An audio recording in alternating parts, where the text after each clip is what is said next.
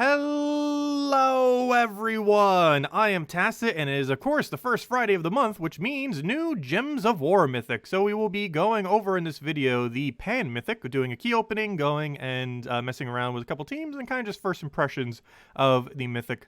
It's available for the next week in Glory Gem Guild and VIP Chest. For whatever reason, it still does not have a timer, however it goes all the way until the Friday morning reset thing, so basically the end of Thursday. So at this current moment in time, you got like 6.5 days to go and get it. Not sure why it still doesn't have a timer, but it doesn't. But yeah, it's in Glory Gem Guild VIP chests. The only thing that it is not in is in gold keys and event keys. Do be mindful. The event keys is still based on whatever the kingdom is. It is not in event keys, so do not open event keys trying to get this thing.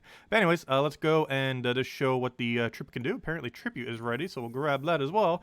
But as far as going under unowned here, we can see the Mythic. So what it does, it's kind of like a Tina 9000, except a little bit worse and a little bit better in some ways. So it deals damage to 3 random enemies. This is physical damage instead of true damage. However, it does have damage based on double its magic. So every single time it gains 1 magic, it's theoretically, of course, gaining 2 damage output, which is pretty good. Anything that ends up having that. And the fact that you end up hitting 3 targets, you're theoretically gaining 6 damage output for every single magic, since you're going to be doing 2 additional damage to every single one of the enemies, and you're going to be hitting, well, 3 total enemies. It'll then knock them to the back. So it doesn't have any kind of stat gain or anything like that. However, this will basically completely disorient the team. Of course, you don't have too much control over this compared to something like a rope dart, where you can have a lot of control as far as where it goes, but it will disorient the team enough that if the team is in a very specific order in order to function, this will completely put it into disarray. So it's going to be pretty good in those instances where the order of the enemy team matters a lot. It's going to be pretty effective for taking that out.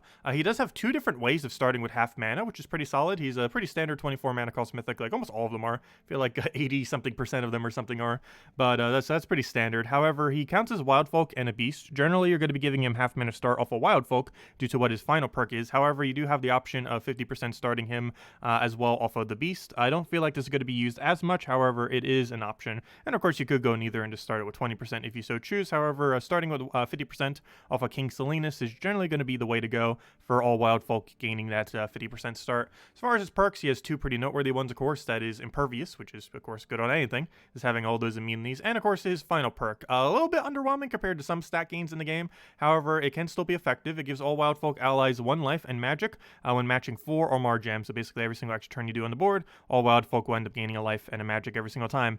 This obviously doesn't synergize too much with his ability, because unfortunately his ability does lack any form of border control, but it should be a pretty good damage source if you need to disorient the enemy team. That's pretty much going to be its main role. As far as the Mythic, I was saying that it might be like a little bit bad in the past, but the more I look at it, it actually does seem like it's going to be a little bit above average. Of course, we're going to be messing around with this video, so we'll kind of get to see. But it seems like it has some amount of potential. But overall, it does seem around that average point, maybe slightly above, slightly below, but somewhere's around there. But anyways, let's go and open some keys. Of course, we'll be doing gem keys as far as the drop table for that. It's obviously very low, like every single key, but opening about 1,000, we should hopefully end up getting it. And we can kind of go from there.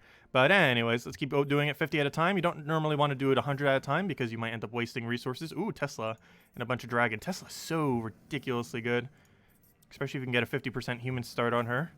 But we'll keep going till we get it. We have 2,000. Oh, we already got it. Nice. We have 2,000 keys there, and it looks like we're going to keep those 2,000 keys for once. We're really starting to get a surplus, finally. But there he is. Pan from Pan's Veil. How meta is that? The Pan from Pan. But I guess it is his area after all. Oh, do keep in mind, there are now 2 mythics for Pan's Veil. One is Wild Queen and one is this thing. I would still say Wild Queen is higher up on the viability. So do be mindful if we ever have a Pan's Veil event in the future and you want to try getting Wild Queen, you might accidentally get this mythic instead. Also, similarly, if you're just looking for a mythic to get Pan's Veil to 10 star, Wild Queen is probably the better option compared to Pan. So do be mindful of that. But anyways, there it is. Gets to, well, we already kind of went over that, but let's go put into some teams and go mess with this thing. So if we go over to troops and go over to Pan's Veil, although I guess I could just type in Pan, but let's go to Pan's Veil to get to Pan. Might as well. Where is he and all this? Alphabetical order, still can't find it. That seems about right. There it is. Okay, so let's go get this guy into a bunch of teams and then just go show teams with it and just kind of get first impressions of what this thing can end up doing. So we'll put this into all of our teams, go get it upgraded. It is a mythic, so I'll go throw an orange and a thing at it. I was just using famines as placeholder, of course, since it has same coloration. So I'm just going to use orbs here. We'll use I'm actually going to use 3 small oranges just because I don't want to, in case something else comes up, we're going to need those bigger oranges. I'm just going to use 3 little smaller ones real quick, save us some there, and then let's go for a major green. We don't really have anything else to use them on, so might as well use them on Mythics, where to gain the highest amount of value. That, or you could trade up the first trait and then use 2 oranges if you're a little bit low on oranges, because the first one's pretty easy to do, at least relative to the other 2. But anyways, there we go. All maxed out. Let's go see what this thing can do. So we'll just go into PvP. Oh, also this does, well, there's that offer too. But this does bring Pan's Veil, I believe, to 18 stars. Let me double check that that is as far as it can go and I don't miss something. Yeah, so it can go to 18 stars now. I don't think that does anything too relevant. It does, Oh no, Tribute Reward. I thought that was Tribute Chance. Tribute Chance is much better than Reward, but still something better than what it was before. So nice little small, extremely mini buff to Tribute, as we constantly keep getting. But anyways, let's go mess with this thing. Oh gosh, we're up against Freeze and Life and Death. Hopefully that's not too annoying. I believe we're using Cleanse, so it should be fine. So for this very first one, we're going to be using Glaive of the Many Goats. So this weapon, if you don't currently have it, is not accessible until it rolls back around again. However, this is one of those weapons in the tier of weapons where I've mentioned in the past where it's not that good right now, but might be useful into the future. Basically, this is one of those per typing kind of things that create 2 of a mixture and do damage to a target. There's almost one for every single possible option in the game these days.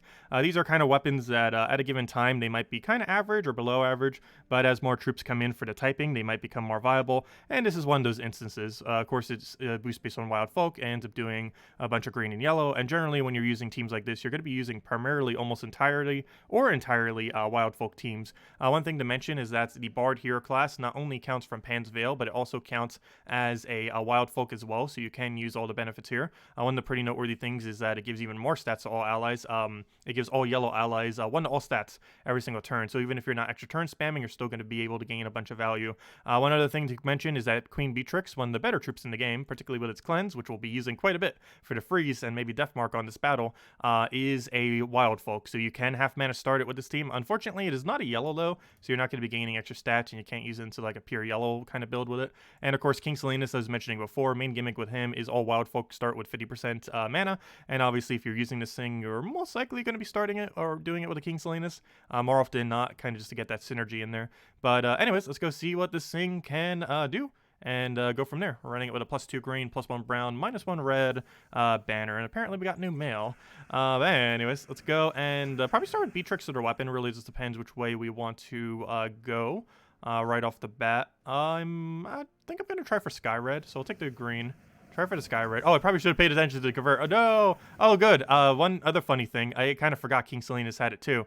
But you may have noticed he used a Death Mark ability, yet we didn't get Death Marked. Well, aside from this Mythic having Impervious, one other interesting synergy it has is I actually completely forgot about. King Salinas also has Impervious, so you can kind of go for a double Impervious build. That combined with Cleanse, we're not going to have to deal with anything, because if they 4 times curse us, boom, we just cleanse right out of it. So I didn't even realize that. We even have more options to get out of that. But anyways, we basically keep spamming every single extra turn. We keep ramping up more and more every single time we do so. I'm going to throw my ability here so we can try for extra turn on the follow-up turn. But basically, this will hit 3 of them, and it will go and move them to the back. And as you can see, his entire team is disoriented. The life and death that he was trying to keep safe is now all the way in first slot, making it very vulnerable. So now we'll go for Beatrix, ideally hit extra turn, and kind of just keep spamming over and over again. And that's all we really have to do. We can throw the weapon whenever we want. This creates green and yellow. Green looking pretty good on this board. Yellow, not so much. However, I think I might still go for it. We'll do it on, oh yeah, stealthy still thing. We'll hope we land extra turn so we can freeze, get right out of it. Unfortunately, we did not hit that extra turn, so we are still frozen. However, next extra turn we do will unfreeze us, so we won't need to worry about that due to Beatrix. But we'll go disorient the team again. That moved his hero, unfortunately, to back. It is going to be extremely inconsistent. It does hit completely random things. Obviously, we wanted to keep him in first slot. Unfortunately low, and moved him all the way to last slot. You don't really have any control over that, which is, of course, a pretty big downside, unfortunately. But we'll go for that. Nice little extra turn off the top. Again, frozen off of that, too. I'll probably go for Beatrix at this point. I think that can almost wrap it up. We are gaining a bunch of damage from every extra turn we do. Gives 1 magic and 1 life to all of our Wildfolk, which currently is our entire team, as obviously this is a pure Wildfolk build. But let's see if we can get like a Skull Poke. He's just going to keep gaining life. Gosh, Life and Death's going to go through the annoying life and death phase. Let's go for a little yellow there. I was trying to get kind of Skull Distract there. Unfortunately, he did not go for the Skull Distract. I think I might still leave it there just to kind of bait him out. King Salinas does have an ability too. You almost never touch it. But yes, he does have a cast like every other troop in the game. It's not really one you really touch much, but if you need like a cleanup option, which at this point we're kind of going to need, could end up working for that. So we're going to probably burst him down here. That should be enough to kill, and or at least kill his hero, I should say. Oh no, it kills all of them. Perfect. And there we go. So that's kind of how the build goes. It's relatively safe, actually, oddly enough, but it does require that one somewhat weird weapon. Anyways, let's go into a pure yellow. I don't really feel like I would use this for purely yellow, but I still just wanted to show a pure color team, as obviously Bard gains quite a bit of a benefit from running pure color team. I don't really feel like I ever really use Bard for Yellow Guild War, though, but it could have potential. We are doing this with Rope Dart. One nice thing about Rope Dart is similar to Pan. It is also a disorientation ability, where you basically get to drag one enemy and move them to first. So not only will you have disorientation off of Pan as far as moving their team, you'll also have it off of Rope Dart. And once again, we're doing King Salinas to start them all with mana, and while Herdmaster does not count as a Wildfolk, you will still be able to use it for cleanse, and you will still be able to use it for mana accumulation, plus it has a +1 yellow. You do want to be mindful of this team, as well as any team when you build pure color, that if they had a anti-yellow option, which they do, it will be a little bit harder. So should we go against this? We're probably going to have a bad time. I guess we'll go for it, because generally if you're on a Yellow Guild War team, battle, you'd probably be up against something like this. But generally speaking, you do want to try avoid having something like this on their team, a yellow to anything convert, as this will greatly hinder this team. However, we'll show it, as this obviously is more of a pure color build, and what would you be using pure color build for, other than for Guild Wars for the most part? So we'll show it just to kind of show that it hopefully can end up taking out this battle. So right here, assuming he doesn't have stealthy, we want to go for his hero. Some people don't put stealthy on it. He did, unfortunately. So at this point, we're probably just going to have to go for his other Empower. What do you convert? Green to purple? That's another color we need. Gosh. Yeah, I am going to have to do that and just hope we have a follow-up. I'm not sure we're going to, though. King Salinas, you actually get to do something. That's amazing. We have full mana on King Salinas, so we can go and poke it out, and boom, he's dead. He doesn't get that convert, which helps save us a little bit there. However, we still need a lot to get rolling here. I'll probably go for a green at this point. I do want to reach full mana. Ideally, I'd want to do it in a way that leaks into the other one. However, we don't currently have that, so we can't. Obviously, right now, I'd want to take something like a yellow, but he kind of converted them away earlier. So we're a little low in yellow right now. So right now, we're going to want to disorient the team. One pretty nice thing about this is you might notice, of course, Rope Dart. We are not able to hit Stealthy, so we aren't able to move his hero to first slot, and we aren't able to move his Weaver to first slot. However, there is something that can move it to first slot, and that is Pan. So that's actually pretty good that we have a battle like this, because this is a pretty good example where Pan can actually be pretty good at movement, because it actually gets to counter stealthy. So normally, like with something like Rope Dart, you wouldn't be able to move, or any other targetable movement that moves something and moves into like back or front or something like that. You normally wouldn't be able to target them if they had stealthy, unless you carried like a stun or something like that. However, we could do this, and it will ideally drag either Weaver or Hero to first. So it would have been a little bit better if it was Hero, but Weaver to first, still not bad. So we end up getting that. We'll go for probably Herdmaster here. We could go for the purple off of Sky. We don't need the mana at the moment, so we're probably just going to go for Herdmaster. We don't need a cleanse, but it's mostly just for board clear, get our little bit of mana accumulation, kind of reset the board a little bit. He is going to get a life and death here. I don't believe I have any option that will say otherwise to that, which is rather unfortunate. So I think we're just going to have to take a skull, let him life and death, and he'll get a little bit of poke there. Let's see. Oh, so we did get Death Mark there, since we're not using double impervious in the back, but it shouldn't really matter too much. Oh no, that's 4 damage short. Oh, that is so unfortunate. That is so unfortunate. We're just going to go for Brown here. Hope Hero doesn't die next turn, or in the next 2 turns. Oh wait, never mind, we got Cleanse. So never mind, that doesn't matter. I forgot. Doesn't this thing have Cleanse on next turn? Or wait, what did it get Cleanse from? It got Cleanse from something. I don't think we cast Herdmaster. But anyways, let's go throw this down. And that should actually be match, other than the little spider. And then we just go throw a Rope Dart at it, and then kill it with a skull undead. Didn't even need to do another turn to go do it. Though we had extra turn automatically, so we could have if we needed to. That didn't need a Cascade to win. We still would have won. But anyways, there's Pan again. And let's go do it again. Let's do it with the low rarity team. Gosh, everyone is using Life and Death now. Gosh, it's so bad. As you guys know, Life and Death came out on Tuesday again. It was only available this Tuesday. But now, like, everyone's using Life and Death, which is very annoying. But anyways, let's go show a low rarity team. So this is Cockatrice, Reflection of Good. Reflection of Good, you get 250 wins on Archmage's hero class, and you get this weapon. And then we're also currently using Archmage's hero class with it, so you kind of get both the synergy going together, where not only is Archmage's hero class decent with it, but you also get it from doing 250 wins on Archmage's hero class, which is obtained from Silverglade. But anyways, You get that hero class, get that weapon, and you're pretty much good to go. Cockatrice is rare. You probably have it laying around. Apothecary is ultra rare. The only hard part, obviously, is getting Pan. But this obviously is a build based on the fact that you luckily got Pan. But in early game, mid game, something like that, with all low rarity options. But anyways, let's go to this battle. I'm slightly concerned about, obviously, the life and death. But we'll see how it goes. We do have Reflection of Good, if nothing else. We have Cockatrice. However, we can't target the life and death directly. However, we can target everything else. But anyways, let's see how this goes. What do I want to go for? I kind of want to take this purple into a red off of Sky. Just hope it works and see how it goes. So right here, we're going to go and probably explode a bunch, do this onto our first slot, and just hope it works out. It does do it on brown, so that's kind of nice. We'll go for Apothecary here. Ideally, he'll leave alignment and not go too crazy. Of course, we have Apothecary here, so if he does any kind of weird stats effects, we can cleanse it. However, we do have Immune to Death mark there, and as obviously we still have Impervious there, so we got to tank that out a little. So we can go get our mana now. I don't think we have any kind of extra turn on the board, so we are going to have to go for the cast in order to do it. Overkilled his mana a little bit, but better to have too much than not enough. And looks like we can't really do too much else. He's probably going to take a skull into brown, which is rather unfortunate. But let's see if we can drag his hero to first slot. Very unfortunate. That kind of hit basically nothing of value. We're probably going to go for a mana drain here to get even more brown. We could do this on something. Get a bunch of brown. Ideally, that will feed the Pan all the way to full. We got pretty close with it, though. It doesn't look like it's going to go all the way to full. We'll take a brown-purple just to kind of get everything rolling. We hit an extra turn somewhere in there, and we'll go for another cast here. That unfortunately, once again, disoriented them in a way that wasn't too good. We'll just go for another buff onto our first slot. Also use it as a board clear option. Looks like we're going to go for Apothecary now. I kind of want to go for that, see if we can get some pretty decent value on it. We have Pan again. It looks like our Cockatrice might end up dying here. I haven't really been entangling him out. Do be mindful they do shuffle around a little bit. So you normally just want to do it based on what you need to drain on. I will go for this free skull here. We do have Enrage still, so we might as well go for it, even though we don't have the extra entangle damage. Right here, I think we're just going to go for a Pan and just kind of let Cockatrice die in this particular instance. So we're going to let it die. That would have left him with just his weapon. Unfortunately, though, he does get lucky with a giant spider right over there. And we'll move our purple over, hope for brown off of Sky. We didn't get it, but now we can just start buffing up our own hero and get that rolling. Pan gets mana again, and we basically just keep doing this until we ideally get the win, if this life and death would ever choose to go down. Let's see, we'll take this over. Oh gosh, we have the thing where you do damage when you take a purple, and it just triggered his summon.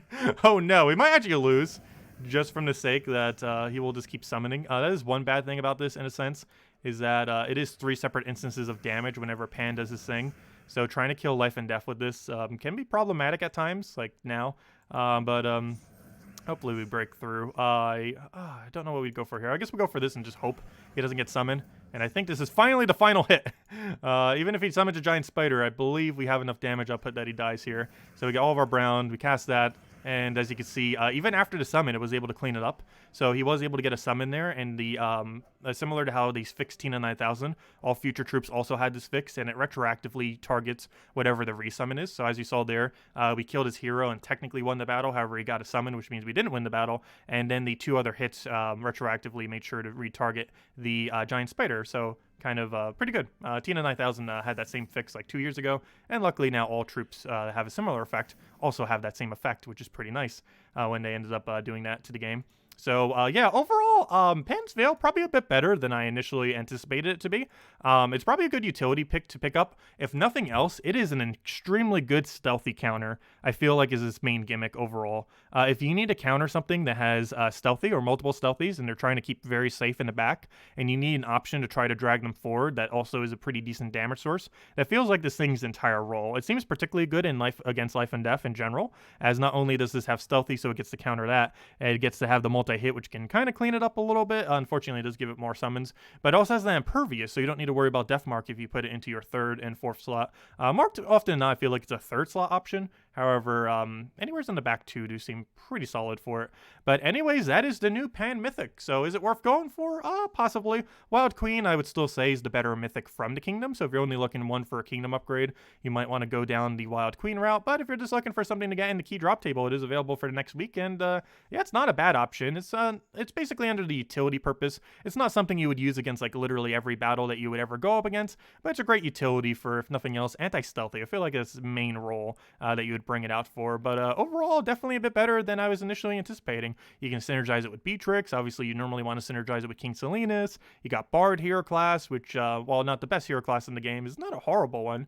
And you can end up getting value that way. But overall, that is the new Mythic. We will be streaming a little bit more of it noon Eastern Standard Time here on the channel, as well as going over raids. And of course, we'll have our normal stream every single night at 8 p.m. Eastern Standard Time, as we always do for Gems of War. If you have any other questions, feel free to leave it in the comment section below. I hope this video was helpful. Best of luck if you're going to be trying for the new Mythic and Glory Gem Guild and VIP keys over the next week. And I hope you all have a wonderful weekend. Goodbye, everyone, and thank you all so much for watching.